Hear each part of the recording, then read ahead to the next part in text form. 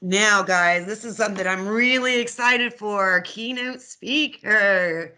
We have Miss Sara Smith. Miss Smith was born in Hull, England, and she moved to the United States at 13 years old. She's lived in the South and the Eastern United States, but she calls Fayetteville home now. She's a proud graduate of Fayetteville Tech Community College with an associate's in graphic design and advertising. She's currently an instructor while also working as a freelance graphic designer. I've had the privilege and the honor to be in a lot of Miss Smith's classes. So if you stop by her room and you can't find her, she's probably in the print room. She might be in the photo studio. She might be meeting with the design club, helping them, or doing something else on campus because she's like me. She's a joiner and she wants everyone to do things and she likes to share her gift. She guides her students in a way that we genuinely understand, and she's created an environment where we feel welcomed and safe to explore our own creativity without fear of judgment. Ladies and gentlemen, I am so humbled and I am so honored to share with you one of my favorite instructors and one of my favorite just people in general, our keynote speaker, Miss Sara Smith. Wow, that was quite an introduction. Thank you, Heather. Can everybody hear me? I just wanted to make sure of that. Everybody hear me? Yes, ma'am. Okay, good. All right, so good afternoon, everybody. I'm really happy to be here today to tell you my story. And I'm hoping that sharing my experiences will give you strength if you were struggling. Thank you again, Heather, for inviting me. I'm going to tell you some intimate details about my life that some might find triggering.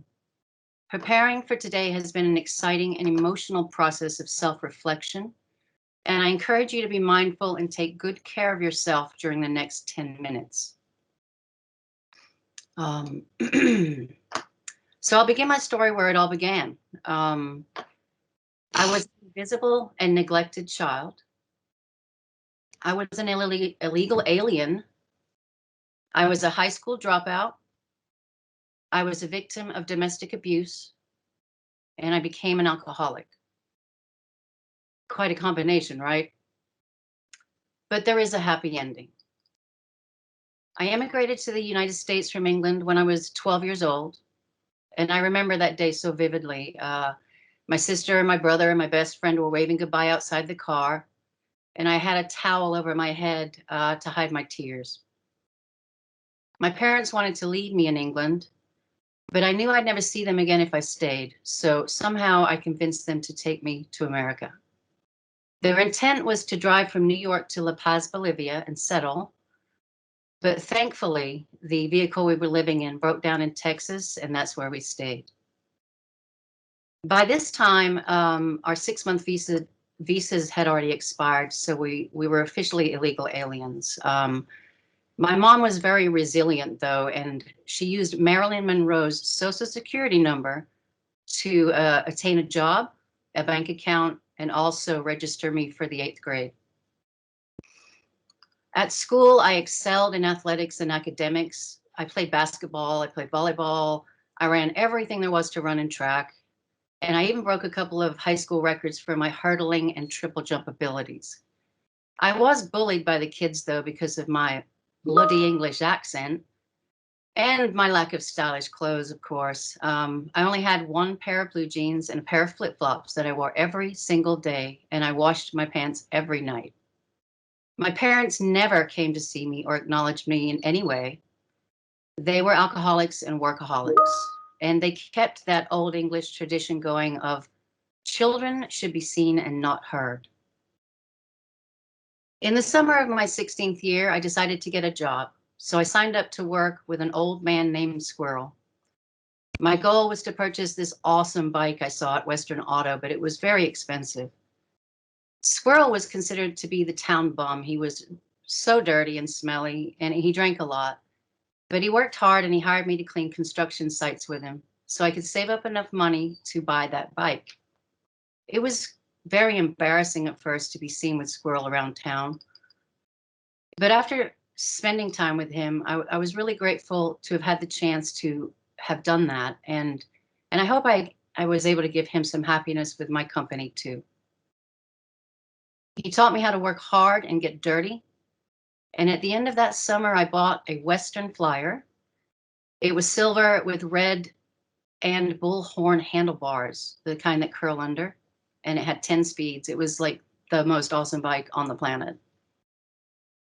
Unfortunately, on my maiden voyage, zooming around the neighborhood in my flip-flops, I had a serious accident. I severed my Achilles tendon in the chain mechanism, and I ruined my chances of ever competing in sports again.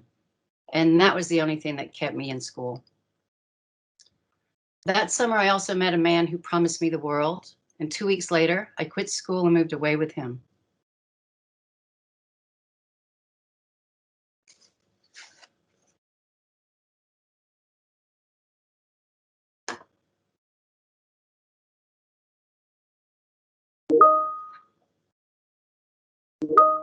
Oh, sorry.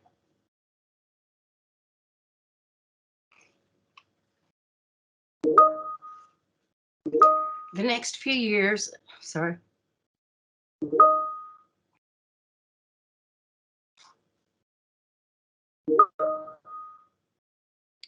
Were something that I hope to write about in the future.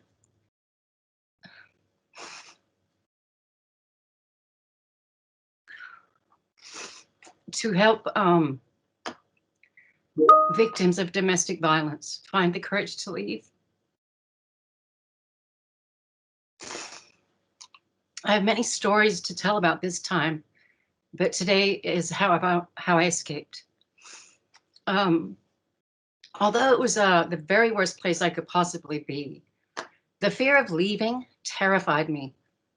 Having to take total responsibility for myself and my children, it took courage, and I'm glad to say that, or proud to say that I was courageous.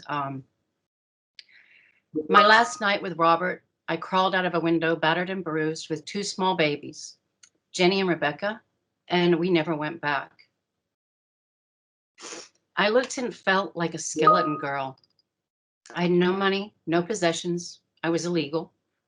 But I did have my girls, and I knew if I stayed, they would repeat that cycle in their own lives. And that was not an option. I rarely drank during my first marriage, but because I had to keep my wits about me. I never felt sorry for myself either, but after I left, I threw myself a serious pity party, and my alcohol addiction began. The only job I could get when I left was at a bar, because I had no documentation to work. They paid me cash. They didn't ask any questions. I wasn't eligible for any government assistance, and I never even asked for it except for once when we needed some food, but we were turned down. So my girls and I, they lived at the babysitter's a lot, and I just worked.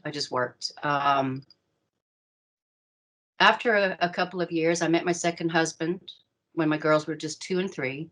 He took me from a skeleton girl to a much stronger girl. He was a really big guy, and I felt really secure and protected. But for many years during that marriage, I was only allowed to be a housewife. I was there to iron his shirts in the morning, make his packed lunches, and cook and clean for the family. Bringing up the idea of work was completely out of the question. We raised my girls, and we had another child called Sam. And life was much better for us. And he was a good father to my girls and gave us some stability, but he was also an alcoholic. I gained my permanent residency in this great country during this time, which was one of the most important things I could have ever done in my journey. And it also opened up the next few doors. I knew I needed to get my GED, so I bought a big book of knowledge. It was 4 inches thick. We didn't have computers back then, so it was all read it. Got to read it in a book, right? So it had everything you would ever need to learn to pass a GED exam. So I retaught myself chemistry, algebra, fractions, grammar, and all kinds of other interesting things. And I passed my GED exam on the very first try. I also love to draw, abstract illustrations mostly. It was a relaxing hobby, just a drawing pad and some fine-tipped pens, and I was in heaven. And for some reason, in my 38th year, my husband allowed me to sign up for college to explore my artistic side. I revisited that giant, thick book to refresh my mind for the entrance exam. And I was on my way to getting my associate's degree in advertising and graphic design. It was really scary, but I was so ready.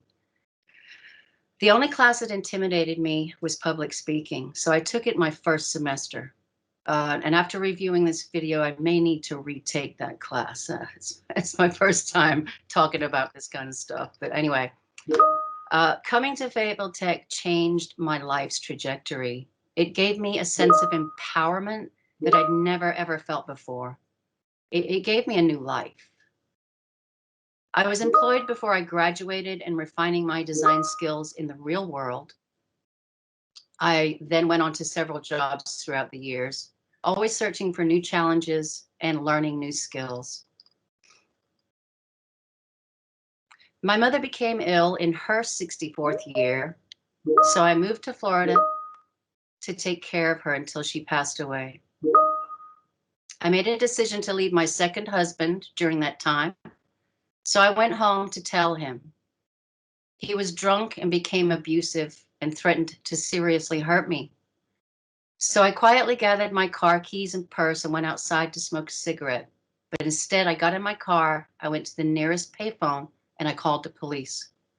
They escorted me back to my house to get my Macintosh computer, which is my lifeline. And I stayed in a hotel for a couple of nights, thanks to my daughter paying the bill. Here I was again, back at the bottom. But thankfully, I had a good job, and I was able to pay my way. My credit was horrendous, though. But that didn't stop me. I went to an apartment complex to get an apartment, and I explained my situation, and they were kind enough to give me an apartment. And I lived there for about 3 years. During that time, my uncle came to live with me, and he was at the end of his alcoholism journey at that time. And I lost him that year to suicide. After that, my alcoholism grew stronger. I remember when I was a student at Fayetteville Tech, I took a photo of myself in the blackboard, at the blackboard, literally where they chalk. They didn't have whiteboards back then, they had blackboards. But I took a photo of myself in photo class and at the blackboard looking like an instructor. And I was always so proud of that picture. And I'd always dreamed of being a teacher someday, but I never, ever thought I'd get there. But I did. I applied for my job here at Fayetteville Tech, and I got my job as an instructor. I was still struggling with my addiction when I was hired, and my work performance was showing it. Although I had this innate passion for helping others, I was still unable to help myself out of the addiction hole I had dug. I reached a point where my daughter Rebecca stepped in and got me into a rehab center in Florida.